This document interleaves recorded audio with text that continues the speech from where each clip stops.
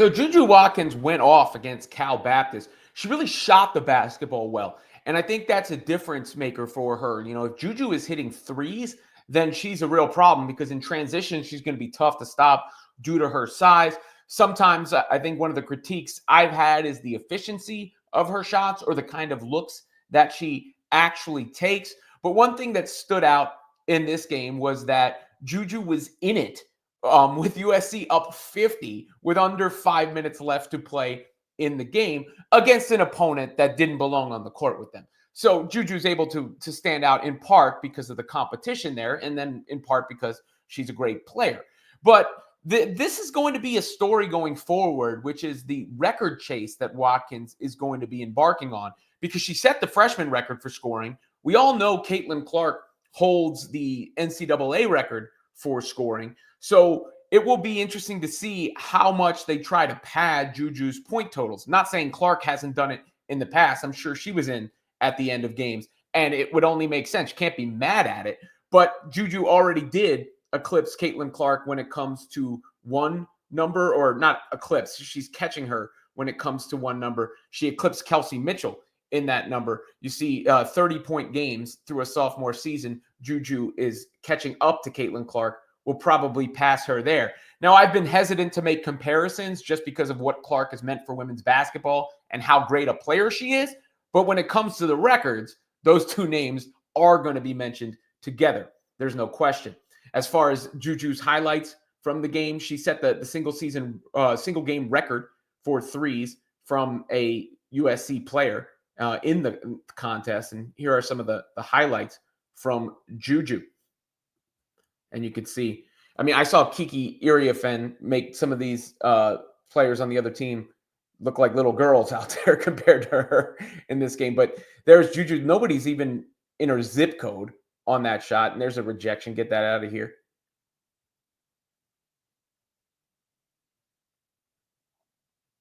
Another rejection. And she was late on that play too.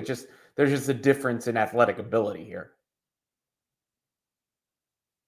I mean, no resistance at the rim. Stop ball. Come on. Look how easy she gets into that shot.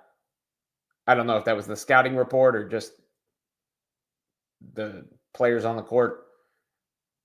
But this is too easy again. You're just going to let me just step into these things? Nobody around. Shooting practice.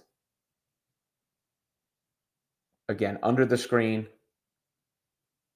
Yards of space. Perhaps the other opposing coach said, we just can't compete physically. We got to give up the outside shot. I mean, that could be the strategy there, which would make sense. JuJu's not a terrific three-point shooter by the numbers.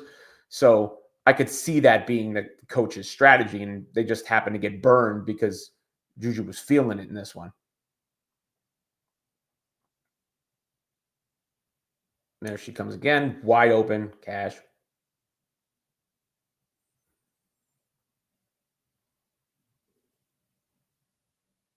Wide open. I mean, there's no resistance on any of these plays.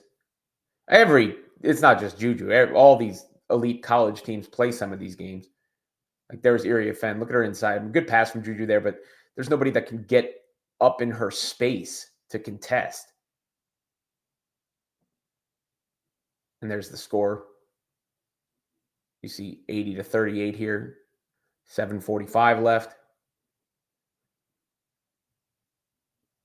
And still in the game, fourth quarter. Another three. 88-39. And I think she had one more bucket later in the game. But she was definitely in under 5 minutes left because I made note of it. And then I had a bunch of people comment under that post and make it about Caitlin Clark. I didn't initially make it about Caitlin Clark. It was just like noticeable to me that JuJu was the only starter still in the game.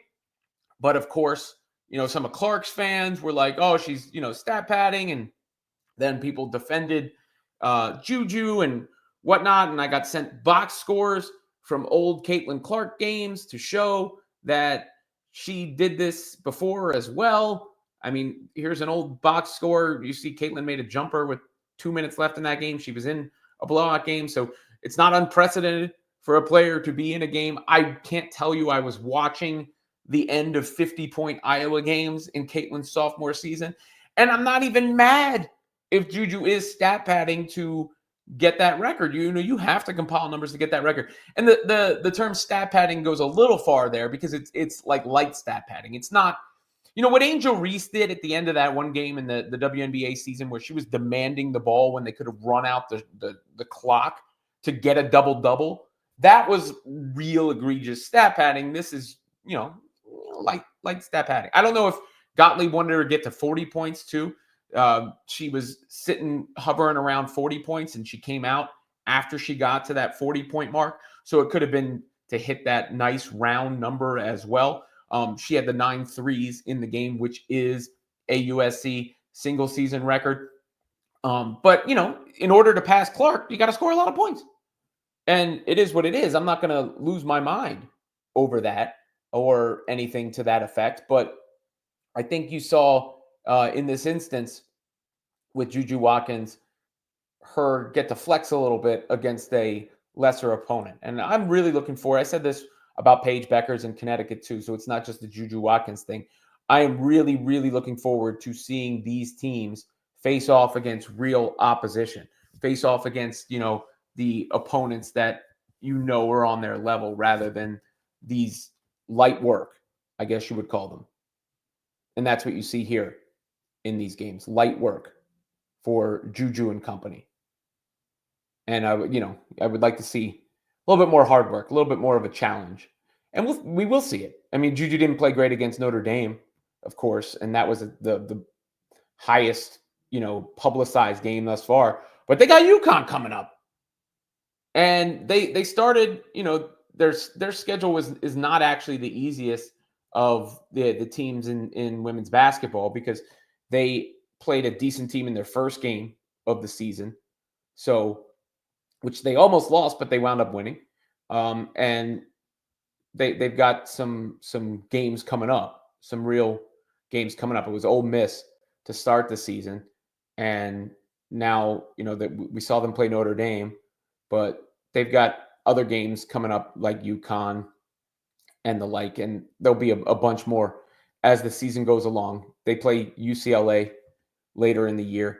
So we will certainly see how JuJu Watkins does against competition more befitting of her abilities. But in the meantime, she got to put up points. She got to put up points because nobody's going to care about her being in the game up 50 in her sophomore season if her name is above Caitlin Clark's in the record books eventually.